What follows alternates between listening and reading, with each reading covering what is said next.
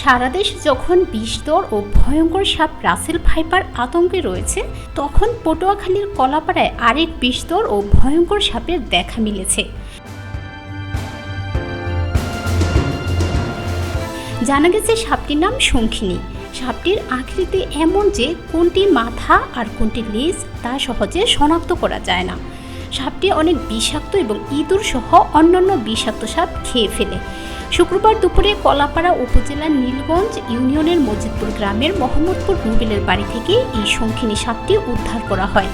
সাপ উদ্ধার করেছে এনিমল লাভার্স অব পটুয়াখালীর কলাপাড়া টিমের সদস্যরা। পরে এটি নিরাপদ স্থানে অবমুক্ত করা হয়।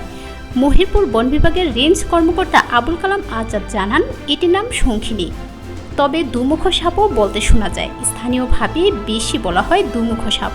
দুমুখ বলা হলো আসলে এর মাথা একটি, এর আকৃতি এমন যে কোনটি মাথা আর কোনটি লেজ তা সহজে শনাক্ত করা যায় না। তবে সাপটি অনেক বিষাক্ত। এই সাপটি ইঁদুর সহ অন্যান্য বিষাক্ত সাপ খেয়ে ফেলে।